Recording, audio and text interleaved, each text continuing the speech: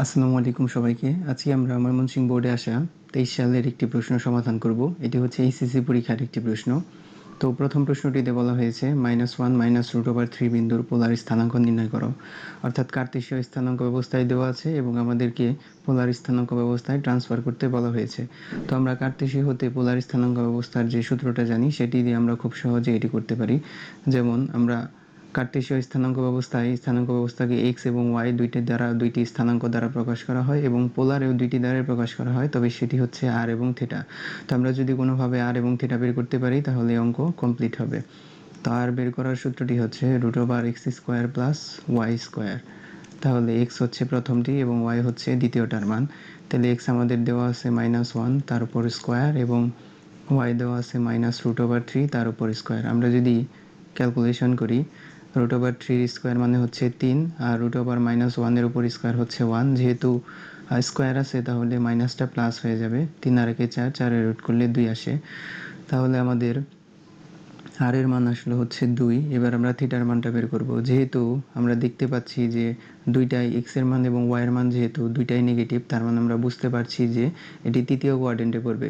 তো তৃতীয় কোয়াড্রেন্টের ক্ষেত্রে আমরা থিটা বের করার সূত্র জানি 180 degree minus tan inverse y by x, এবং অবশ্যই ওয়াই বাই এক্স এর ক্ষেত্রে আমরা মডুলাস মান ব্যবহার করব। তাহলে 180 degree minus tan inverse y, অর্থাৎ ওয়াই এর মান হচ্ছে আমাদের √3। যেহেতু আমরা মডুলাস মান ব্যবহার করব সেই কারণে আমরা মাইনাসটা নেগলেক্ট করছি। তো 180 ডিগ্রি জায়গায় লিখলাম এবং tan ইনভার্স √3, tan 60 ডিগ্রির মান হচ্ছে √3। তাহলে 180 থেকে 60 বাদ দিলে আসবে 120 ডিগ্রি, অর্থাৎ আমাদের আর এবং থিটার মান হচ্ছে 2 এবং 120 ডিগ্রি, অর্থাৎ খ নম্বরটা হচ্ছে আমাদের সঠিক উত্তর। এবার আমরা 2 নম্বর প্রশ্নটি সলভ করব। 2 নম্বর প্রশ্নটিতে আমাদের একটি ত্রিভুজ দেওয়া আছে এবং এ বি সি তিনটা স্থানাঙ্ক দেওয়া আছে। আমাদেরকে বিসি বাহুর মধ্যবিন্দু বের করতে বলা হয়েছে। তো বিসি বাহুর মধ্যবিন্দু নির্ণয় করার জন্য আমাদেরকে বি আর সি এর স্থানাঙ্ক যেহেতু দেওয়া আছে, আমরা খুব সহজেই বিসি বাহুর মধ্যবিন্দু বের করতে পারি।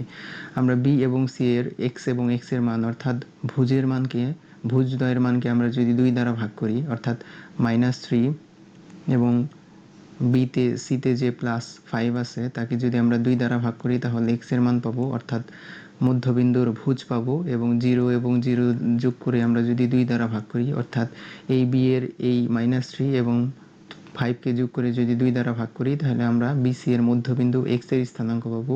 এবং 0 আর 0 যোগ করে যদি 2 দ্বারা ভাগ করি তাহলে কোটির স্থানাঙ্ক পাবো। তাহলে 5 থেকে 3 বাদ দিলে থাকে 2, 2 এবং 2 ভাগ করলে আসে 1, এবং এই জায়গায় 0 দিয়ে যে কোনো সংখ্যাকে ডিভাইড করলে আসে 0, অর্থাৎ আমাদের উত্তর আসে 1,0। তাহলে বিসি এর মধ্যবিন্দু হবে 1,0। এবার আমাদের এবিসি ত্রিভুজের ক্ষেত্রফল বের করতে বলা হয়েছে। তাহলে আমরা এবিসি ত্রিভুজের ক্ষেত্রফলকে সংক্ষেপে এরকম ত্রিভুজ চিহ্ন দ্বারা প্রকাশ করতে পারি। তাহলে হাফ লিখলাম, তারপরে -2, 4, -3, 0, 5, 0, -2, 4। এবার আমরা গুণ করব। তাহলে হাফ যেরকম আছে লিখলাম, -2 দিয়ে 0কে গুণ করব। শুরুতে আমরা এরকম সবগুলা গুণ করব, তারপরে নিচে থেকে এরকম গুণ করে যাব। তাহলে এটা দিয়ে এটা গুণ করলে 0, -3 দিয়ে 0কে গুণ করলেও 0, 5 দিয়ে 4কে গুণ করলে 20। অতঃপর এখান থেকে এখানে গুণ করলে নিচে থেকে একটা এক্সট্রা মাইনাস আসবে। তাহলে 3 4 12, মাইনাসে মাইনাসে প্লাস হবে। আর এটাও 0, এটাও 0, তাই আমি লিখলাম না। তো 12 আর 20 যদি যোগ করি তাহলে 32, 32কে 2 দ্বারা ভাগ করলে আসবে 16, অর্থাৎ এটির উত্তর আসবে 16 বর্গ একক। অর্থাৎ আমাদের 3-এর রাইট অ্যান্সার হচ্ছে গ নাম্বার। তো এবার আমরা 4 নম্বর প্রশ্নটি সমাধান করব। তো 4 নম্বর প্রশ্নটিতে আমাদের বৃত্তের কেন্দ্র বের করতে বলা হয়েছে। তো আমরা যদি ইকুয়েশনটাকে আরেকটু ভেঙে লিখি তাহলে লেখা যায় 7x² plus 7y² plus 14x plus 21y plus 28 = 0। এখন শুরুতে আমরা বৃত্তের ইকুয়েশন থেকে জানি x² এবং y² এর সহগ 1 হতে হবে। তাহলে আমরা শুরুতে এটিকে 7 দ্বারা ভাগ করে বৃত্তের স্ট্যান্ডার্ড ইকুয়েশনে নিয়ে আসি। তাহলে 7 দ্বারা যদি ভাগ করি এটি হবে 2x, এটি হবে 3y এবং এটি হবে 4 = 0। তো আমরা খুব সহজেই কিন্তু বৃত্তের কেন্দ্র বের করতে পারি। কিভাবে? x এর সহগকে আমরা -2 দ্বারা ভাগ করব, তাহলে বৃত্তের ভুজ পাবো কেন্দ্রের, এবং y এর সহগকে আবার -2 দ্বারা ভাগ করব, তাহলে বৃত্তের কেন্দ্রের কোটি পাবো। তাহলে -g, অর্থাৎ বৃত্তের স্থানাঙ্ক মাইনাস জি মাইনাস এফ কীভাবে পাবো? এক্সের যে সহগ আছে তাকে আমরা 2 দ্বারা ভাগ করব, -2 দ্বারা। তাহলে এক্সের সহগ কত আছে? 2, 2কে যদি আমরা -2 দ্বারা ভাগ করি তাহলে আসবে 1, এবং ওয়াইয়ের সহগকেও আমরা -2 দ্বারা ভাগ করব। ওয়াইয়ের সহগ হচ্ছে 3, 3কে আমরা -2 দ্বারা ভাগ করলে -3/2, অর্থাৎ আমাদের বৃত্তের কেন্দ্রের স্থানাঙ্ক আসবে 1, -3/2। 1, -3/2 কোন অপশনে আছে আমরা যদি দেখি, সরি এখানে হবে -1, -3/2, তাহলে আসবে হচ্ছে ক নাম্বার। এবার আমরা 6 নম্বর প্রশ্নটি সমাধান করব। তো 6 নম্বর প্রশ্নটিতে একটি সরলরেখার ঢাল বের করতে বলা হয়েছে। তো ঢাল আমরা এই সরলরেখাটিকে যদি y = mx + c এই আকৃতিতে নিয়ে যাই, তাহলে x এর যে সহগ সেটি হবে ঢাল। তবে এটা এত কষ্ট না করে আরেকটি ভাবে সলভ করা যায়, সেটি হচ্ছে আমি একটু সংক্ষেপে একটি ফর্মুলা লিখে দিচ্ছি। ax + by + c = 0 এই আকৃতির কোনো ইকুয়েশন থাকলে আমরা ঢাল একটা সংক্ষিপ্ত ফর্মুলার সাহায্যে বের করতে পারি, সেটি হচ্ছে মাইনাস x এর সহগ ডিভাইডেড বাই y এর সহগ। তাহলে এই ফর্মুলা অনুসারে আমাদের প্রদত্ত প্রশ্নে যেই সমীকরণটা দেওয়া আছে সেটি যদি আমরা ঢাল বের করি, তাহলে x এর সহগ হচ্ছে 6, তাহলে আমরা লিখতে পারি -6, আর y এর সহগ হচ্ছে 5, অর্থাৎ -6/5 হবে আমাদের সরলরেখাটির ঢাল, অর্থাৎ খ নম্বরটি হবে আমাদের উত্তর। তো 7 নম্বর যে প্রশ্নটি আছে, 7 নম্বর প্রশ্নটি আমরা ক্যালকুলেটরের সাহায্যে সলভ করব।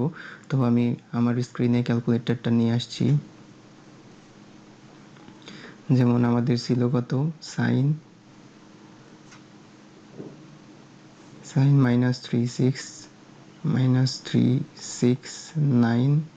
-3690, তাহলে আমরা যদি sin 3690 কে ক্যালকুলেটরের সাহায্যে ইনপুট দিই, তাহলে উত্তর আসবে আমাদের -1।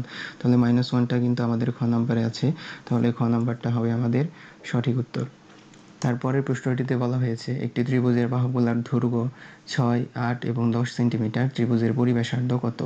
তো আমরা যদি একটু ভালো করে লক্ষ্য করি তাহলে দেখতে পাবো 6, 8, 10 এই তিনটা দ্বারা যেই ত্রিভুজটা গঠন হয় সেটি হচ্ছে সমকোণী ত্রিভুজ। কীভাবে বুঝলাম? 6 এর স্কোয়ার এবং 8 এর স্কোয়ার যদি আমরা করি তাহলে আসবে হচ্ছে 100, এবং 100 হচ্ছে আবার 10 এর স্কোয়ার, অর্থাৎ এটি একটি সমকোণী ত্রিভুজ এবং যার অতিভুজ হচ্ছে 10। তো সমকোণী ত্রিভুজের ক্ষেত্রে পরিব্যাসার্ধ বের করার সূত্র হচ্ছে হাফ ইন্টু অতিভুজের দৈর্ঘ্য। তাহলে আমরা পরিব্যাসার্ধ বের করার সূত্রটা কি বললাম? হাফ ইন্টু অতিভুজের দৈর্ঘ্য। তাহলে আমরা স্পষ্টত দেখতে পাচ্ছি যে আমাদের প্রদত্ত ত্রিভুজের ক্ষেত্রে অতিভুজটা হচ্ছে 10, তাহলে আমরা পরিব্যাসার্ধ বের করবো এভাবে, হাফ বসাবো, অতিভুজের দৈর্ঘ্য 10 লিখব, তাহলে হাফ এবং 10 আমরা যদি কাটাকাটি করি তাহলে আসবে 5 সেন্টিমিটার, অর্থাৎ ত্রিভুজটির পরিব্যাসার্ধ হবে 5 সেন্টিমিটার। এবার আমরা 9 নম্বর প্রশ্নটি সমাধান করব। তো 9 নম্বর প্রশ্নটিও আমরা ক্যালকুলেটরের সাহায্যে সমাধান করব। তো আমি আমার স্ক্রিনে ক্যালকুলেটর নিয়ে আসছি। তো √4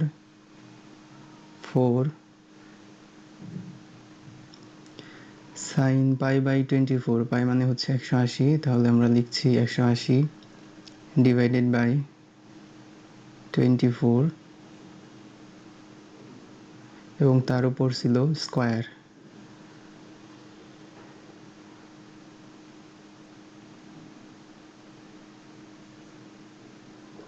তাহলে এটির উত্তর আসে 0.261। এবার আমরা আমাদের অপশনগুলোতে যে মানগুলো দেওয়া আছে তার মধ্যে দেখব কোন জায়গায় 0.1 ওই যে মানটা ছিল ওই মানটা আসে। 2 প্লাস √3 ইকুয়াল। তো আমরা দেখতে পাচ্ছি 1 নম্বর অপশনটিতেই আমরা আমাদের কাঙ্ক্ষিত মানটা পেয়ে গেছি, অর্থাৎ আমাদের উত্তর আসবে হচ্ছে ক নাম্বার। তাহলে আমাদের উত্তর হবে হচ্ছে ক নাম্বার। এবার আমরা tan 4 থিটা এর একটা সূত্র আর কি এটা। তো আমরা tan 2 থিটার একটা সূত্র জানতাম বইয়ের মধ্যে ত্রিকোণমিতির অধ্যায়ে। tan 2 থিটার সূত্র ছিল 2 tan a divided by 1 minus tan square theta. অর্থাৎ আমরা সূত্রটাকে এইভাবে সংক্ষেপে মনে রাখতে পারি, এই জায়গায় যে অ্যাঙ্গেলটা থাকে সেই অ্যাঙ্গেলটা এই পেশে এসে অর্ধেক হয়ে যায়। তাহলে আমরা tan 4 থিটা ইকুয়ালস টু বলতে পারি 2 tan 2 থিটা, যেহেতু 4 থিটা ছিল অ্যাঙ্গেলটা অর্ধেক হয়ে যাবে 2 থিটা, এবং এর নিচে হবে 1 মাইনাস tan স্কোয়ার 2 থিটা। তাহলে আমরা যদি অপশনের মাঝে খুঁজি খ নাম্বারটিতে কিন্তু 2 tan 2 theta divided by 1 minus tan square theta আছে। এবার আমরা 11 নম্বর প্রশ্নটি সমাধান করব। 11 নম্বর প্রশ্নটিতে আমাদের অন্তরীকরণের লিমিট হতে একটি প্রশ্ন দেওয়া হয়েছে। লিমিট x টেন্ডস টু 0, উপরে আছে sin x এবং নিচে দেওয়া আছে হচ্ছে sin 2x। আমরা কিন্তু sin 2x এর একটি ফর্মুলা জানতাম ত্রিকোণমিতিতে। sin 2x এর ফর্মুলাটা ছিল 2 sin a cos a, 2 sin a cos a এবং পরে আছে sin x। তাহলে sin x এবং sin x কাটাকাটি যায়, তাহলে x এর মান 0 বসানো যায়। cos 0 ডিগ্রির মান 1, অর্থাৎ এই জায়গায় আসবে 1 ডিভাইডেড বাই 2, আর cos 0 ডিগ্রির মান তো 1 হয়ে গেল, তাহলে এটার উত্তর আসবে ঘ নম্বর। এবার আমরা 12 নম্বর প্রশ্নটি সলভ করব। 12 নম্বর প্রশ্নটিতে sin ইনভার্স টুয়াইস x এর অন্তরজ বের করতে বলা হয়েছে। আমরা ধরে নিচ্ছি y equals to sin inverse 2x। তাহলে y কে যদি ডিফারেন্সিয়েশন করি তাহলে y প্রাইম বা ddx অফ y লিখতে পারি। তাহলে এটি হবে 1 divided by root over 1 minus x square sine inverse x এর ফর্মুলা।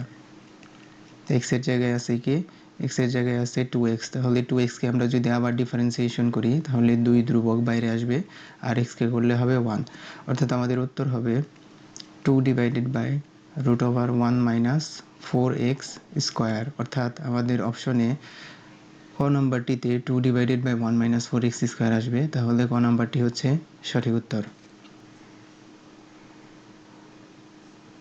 এবার আমরা 13 নম্বর প্রশ্নটি সমাধান করব।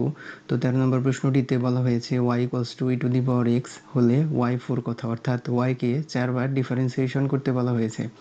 আমরা কিন্তু জানি যে e two the power x কে যতবারই ডিফারেন্সিয়েশন করা হোক না কেন e two the power x ই থাকে, তাহলে তার উত্তর হবে গ নম্বর। এরপরে 14 নম্বর প্রশ্নটিতে আমাদের একটি ইন্টিগ্রেশনের প্রশ্ন দেওয়া হয়েছে। তো প্রশ্নটিতে বলা হয়েছে cos x বাই sin x, তার ইন্টিগ্রেশন ভ্যালু কত। তো আমরা কিন্তু জানি sin x এর ডিফারেন্সিয়েশন করলে cos x হয়। যদি এরকম কখনো ঘটে, অর্থাৎ sin x এর ডিফারেন্সিয়েশন অথবা লবের হরের ডিফারেন্সিয়েশন লবের মধ্যে যদি উপস্থিত থাকে, তাহলে তার ইন্টিগ্রেশন হয় ln অফ নিচেরটা। যেমন আমাদের প্রশ্নে নিচে আছে হচ্ছে sin x, তাহলে আমাদের উত্তর হবে ln sin x plus c, অর্থাৎ গ নাম্বারটা উত্তর। এবার 15 নম্বর প্রশ্নটি সলভ করব। তো 15 নম্বর প্রশ্নটিতেও আমাদের ইন্টিগ্রেশন করতে বলা হয়েছে। তাহলে dx divided by 9 plus x square. 9কে আমরা কিন্তু লিখতে পারি 3 এর স্কোয়ার, আর এক্স স্কোয়ার তো এক্স স্কোয়ারই আছে, তাহলে এটি a square plus x square এই আকৃতি হয়। আমরা কিন্তু এই dx divided by a square plus x square একটা ফর্মুলা জানতাম, এবং ফর্মুলাটা ছিল 1 by a tan inverse x by a. এবার আমরা 16 নম্বর প্রশ্নটি সলভ করব। 16 নম্বর প্রশ্নটিতে আমাদের ইন্টিগ্রেশন করতে বলা হয়েছে এক্স স্কোয়ার ডিএক্সকে। তাহলে আমরা এক্স স্কোয়ার ডিএক্সকে যদি ইন্টিগ্রেট করি, তাহলে আমাদের ফর্মুলা ছিল x to the power n এর ফর্মুলা ছিল x to the power n plus 1 divided by n plus 1, অর্থাৎ এক্সের পাওয়ার উপরে 1 বাড়বে এবং যেই পাওয়ারটা এক্সের থাকবে ওইটা দিয়েই নিচে ডিভাইড হবে। তাহলে এক্সের পাওয়ার কিউব ডিভাইডেড বাই 3, এবং আমাদের আপার লিমিট হচ্ছে 1 এবং লোয়ার লিমিট হচ্ছে -1। তাহলে আমরা যদি এখন লিমিটিং ভ্যালুগুলো বসিয়ে দিই, তাহলে আসবে এক্সের পাওয়ার 3 ডিভাইডেড বাই 3, আর এখানে 1, এখানে -1। তাহলে আমরা যদি আপার লিমিটটা বসাই শুরুতে, তাহলে 1 কিউব ডিভাইডেড বাই 3, তারপরে -1 উপর যদি কিউব করা হয় তাহলে মাইনাসই হয়, তাহলে মাইনাস এবং এই মাইনাসে মিলে, আচ্ছা আমরা পরের লাইনে লিখি, সমস্যা নেই। এই যে এরকম হবে, -1 যদি আমরা বসাই তাহলে -1 ডিভাইডেড বাই 3, তাহলে এই -1 আর এই -1 মিলে হয়ে যাবে হচ্ছে প্লাস, তাহলে 1/3 প্লাস 1/3, অর্থাৎ আমরা যদি পরবর্তীতে লসাগু করি তাহলে আসবে 2/3, তাহলে এটির উত্তর হবে 2/3। এবার আমরা 17 নম্বর এমসিকিউটা সমাধান করব। তো 17 নম্বর প্রশ্নটিতে বলা হয়েছে যে 1/x তার ইন্টিগ্রেশন বের করতে। তাহলে আমরা কিন্তু একটু আগে এরকম একটা কথা বলেছিলাম যে যদি কখনো হরের ডিফারেন্সিয়েশন উপরে পাওয়া যায় তাহলে উত্তর হবে ln নিচেরটা। যেমন x-কে কিন্তু ডিফারেন্সিয়েশন করলে 1 পাওয়া যায়, তাহলে উত্তর হবে ln x। এবার এই জায়গায় আমাদের লিমিটিং ভ্যালু দেওয়া ছিল, আপার লিমিট ছিল e এবং লোয়ার লিমিট ছিল হচ্ছে 1। তাহলে আমরা আপার লিমিট এবং লোয়ার লিমিট যদি এই ফাংশনে বসাই তাহলে হবে ln e মাইনাস ln 1। আমরা কিন্তু জানি যে ln এর মান হচ্ছে 1 এবং ln 1 এর মান হচ্ছে 0, তাহলে এটির উত্তর আসবে 1 - 0 অর্থাৎ 1। এবার আমরা 18 নম্বর প্রশ্নটি সমাধান করব।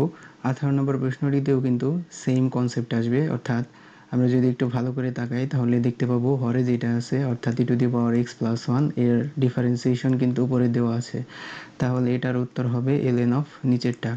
তাহলে আমরা ln লিখব এবং নিচে যা আছে e⁻x+1 লিখব।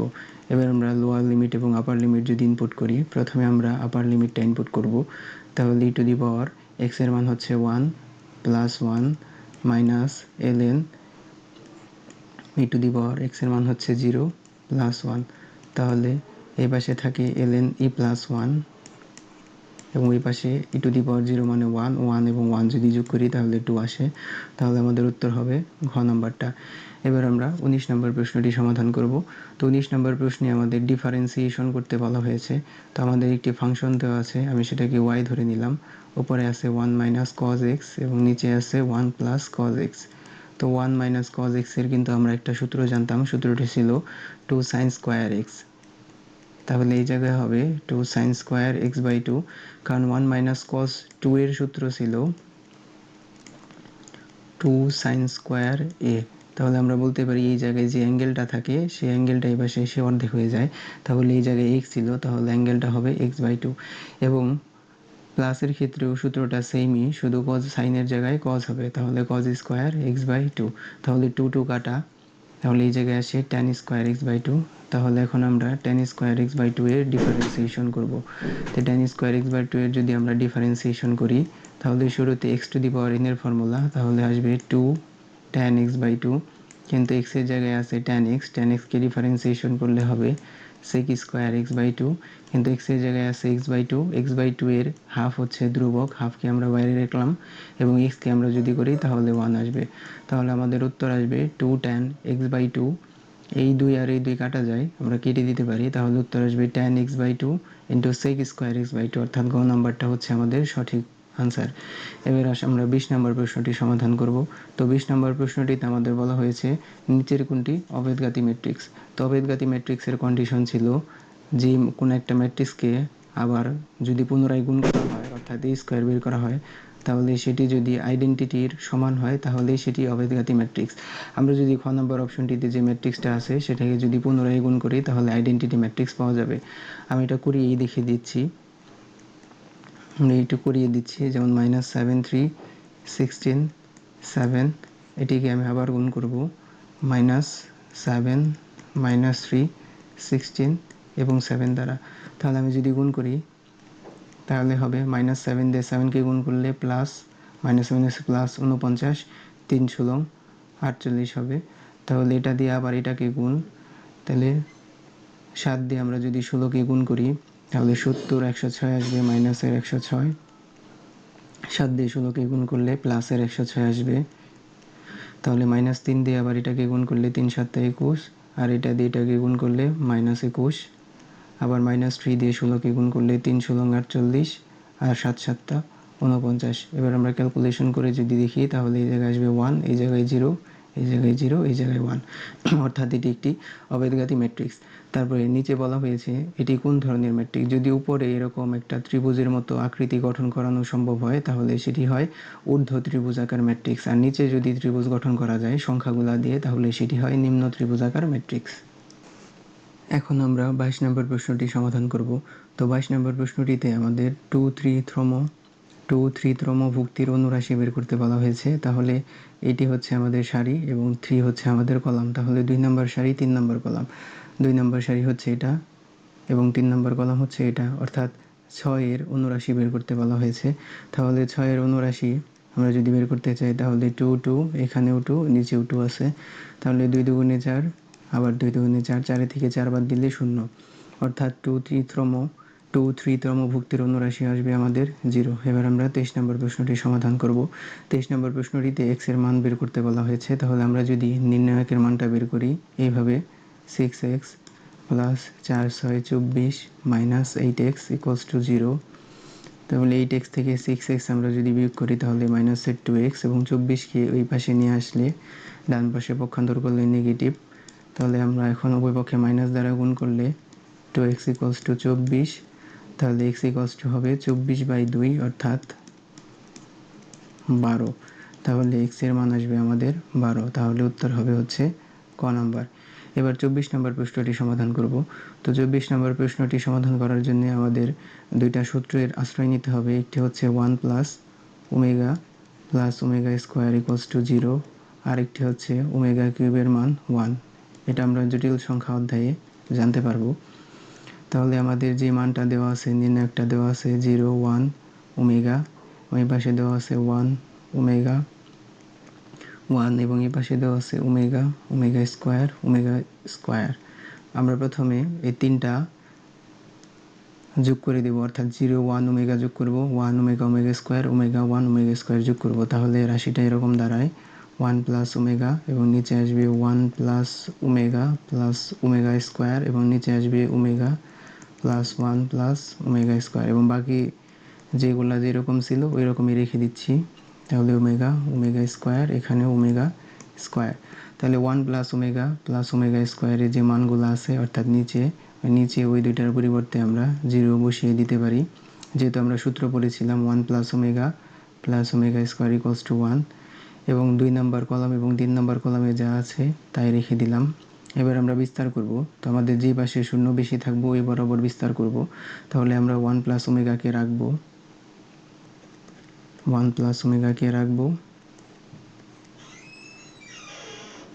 তাহলে আমাদের এখানে 1 প্লাস ওমেগাকে আমরা যদি রাখি তাহলে দাঁড়ায় 1 প্লাস ওমেগার সারিবাদ এবং কলাম যদি আমরা বাদ দিই তাহলে ওমেগা স্কোয়ার 1 এবং ওমেগা স্কোয়ার পাওয়া যায়, ওমেগা স্কোয়ার, এবং এখানে থাকে 1 এবং ওমেগা স্কোয়ার।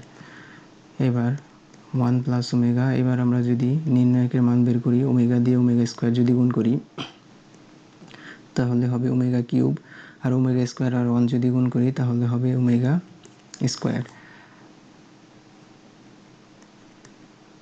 এবার আমরা 1 প্লাস ওমেগা যদি গুণ করি, 1 প্লাস ওমেগার বদলে কিন্তু আমরা চাইলে মাইনাস ওমেগা স্কোয়ার লিখতে পারি, কারণ আমরা এখানে পড়েছিলাম 1 plus omega square equals to 0। তাহলে 1 plus omega equals to minus omega square আমরা যদি পক্ষান্তর করি, এবং এখানে ওমেগা কিউবের মান 1 এবং ওমেগা স্কোয়ারের জায়গায় ওমেগা স্কোয়ারই রাখলাম। তো ওমেগা স্কোয়ার দিয়ে 1কে যদি আমরা গুণ করি তাহলে মাইনাস ওমেগা স্কোয়ার, মাইনাসে প্লাস ওমেগা টু দি পাওয়ার 4 আসবে। ওমেগা টু দি পাওয়ার 4কে কিন্তু আবার এরকম করে লেখা যায় যে ওমেগা কিউব ইন্টু ওমেগা। আমরা কিন্তু একটু আগে বলেছিলাম যে ওমেগা কিউবের মান 1, তাহলে এটি আসে আমাদের minus omega square plus omega, অর্থাৎ এটিকে আরও সুন্দর করে লিখলে এরকম লেখা যায় ওমেগা মাইনাস ওমেগা স্কোয়ার, অর্থাৎ আমাদের এটির সঠিক উত্তর হবে ক নাম্বারটা। এবার আমরা ময়মনসিংহ বোর্ডের লাস্ট প্রবলেমে চলে এসেছি। তো তার আগে আমি একটু 24 নম্বর প্রশ্নটা মুছে দিচ্ছি, একটু জায়গা ফাঁকা করছি, তারপরে আমরা 25 নম্বর প্রশ্নটি সমাধান করব। তো 25 নম্বর প্রশ্নটিও কিন্তু আমাদের ইন্টিগ্রেশন থেকেই আসছে। তাহলে আমরা দেখতে পাচ্ছি ইন্টিগ্রেশন অধ্যায়টা কিন্তু আমাদের এসএসসি পরীক্ষার জন্য খুবই গুরুত্বপূর্ণ একটি চ্যাপ্টার। তাহলে আমরা এবার 25 নম্বরটা সলভ করি। তাহলে 25 নম্বরে আমাদের 0 থেকে π/2 লিমিট, π/4 লিমিট দেওয়া আছে এবং বলা হয়েছে cos স্কোয়ার 2xকে ইন্টিগ্রেট করতে। আমরা কিন্তু cos স্কোয়ার x এর একটা সূত্র জানতাম। cos স্কোয়ার x এর সূত্রটা ছিল এরকম, আসলে cos স্কোয়ার x না, আমরা 2 cos স্কোয়ার x এর সূত্র জানতাম। তাহলে এই জায়গায় একটা 2 লিখলাম আর এই জায়গায় একটা হাফ দিয়ে গুণ করে ব্যালেন্স করলাম, তাহলে 2 cos স্কোয়ার x dx। তাহলে cos স্কোয়ার x এর বদলে আমরা বলতে পারি, একটু আগে আমরা সূত্র দেখেছি 2 cos স্কোয়ার x এর বদলে আমরা লিখতে পারি, আচ্ছা এই জায়গায় cos স্কোয়ার 2x ছিল, এই জায়গায় 2x হবে, তাহলে এই জায়গায় হবে 1 প্লাস cos 2 cos স্কোয়ারের সূত্র 1 প্লাস cos 2a, অর্থাৎ অ্যাঙ্গেলটা ডাবল হয়ে যায়, তাহলে 4x। এবার আমরা যদি ইন্টিগ্রেশন করি তাহলে হাফকে আমরা বাইরে রাখলাম, আপার লিমিট π/4, লোয়ার লিমিট 0। তাহলে 1কে যদি আমরা ইন্টিগ্রেশন করি তাহলে হয় x, এবং cos x এ আমরা যদি ইন্টিগ্রেশন করি তাহলে হয় sin 4x, এবং x এর যে পাওয়ার থাকে সেটি দিয়ে ইন্টিগ্রেশনে ভাগ করা লাগে, তাহলে আমরা 4 দ্বারা ভাগ করে দিলাম। এবার আমরা আমাদের আপার লিমিট এবং লোয়ার লিমিট বসিয়ে দিব। আমরা এখন যদি আমাদের আপার লিমিট এবং লোয়ার লিমিট ইনপুট করি তাহলে কিন্তু আমাদের কাঙ্ক্ষিত উত্তর চলে আসবে। তো এখন আমরা আমাদের আপার লিমিট আর লোয়ার লিমিট বসাচ্ছি আমাদের ফাংশনে। তাহলে আমরা লিখতে পারি 0 π/4, ও আচ্ছা আমরা এখন আপার লিমিট এবং লোয়ার লিমিট বসিয়ে দিব, তাহলে আর 0 π/4 লেখার দরকার নেই। আমরা ডিরেক্ট 0 এবং π/4 বসাবো। তাহলে বাইরে একটা হাফ ছিল, তো আমরা হাফটা আগে লিখে রাখি। ভেতরে x এর জায়গায় প্রথমে বসাবো আপার লিমিট, অর্থাৎ π/4 plus sine 4 into π/4 divided by 4। এটি হচ্ছে আমাদের আপার লিমিট। এবং মাইনাস দিয়ে আমরা একই সাথে সাথে লোয়ার লিমিটটা বসিয়ে দিচ্ছি। লোয়ার লিমিট ছিল আমাদের 0, তাহলে এটা হবে 0 এবং এটাও হবে সাইন 0 ডিগ্রি মান 0, তাহলে আমরা একেবারে 0ই লিখে দিলাম। তাহলে আমাদের অ্যান্সারটা আসবে এরকম 1/2 π/4 মানে π/4ই সাইন এই 4 এবং এই 4 কাটা যাবে, তাহলে এই জায়গায় আসবে হচ্ছে সাইন পাই। সাইন পাইয়ের মান যদি আমরা একটু ক্যালকুলেশন করি তাহলে আসে সাইন পাই, অর্থাৎ পাইয়ের মান আসবে 0 ডিগ্রি, তাহলে এটিও বাদ যাবে। তাহলে উত্তর হবে হাফ ইন্টু π/4। তাহলে π/4 এর সাথে হাফ যদি গুণ করি তাহলে আসবে π/8। তাহলে আমাদের উত্তর হবে ঘ নম্বর। তো এই ছিল আমাদের ময়মনসিংহ বোর্ডের প্রশ্ন 23 সালের। তো কারো কোনো প্রশ্নের সমস্যা থাকলে কমেন্টে জানানোর অনুরোধ করা হলো। ধন্যবাদ সবাইকে।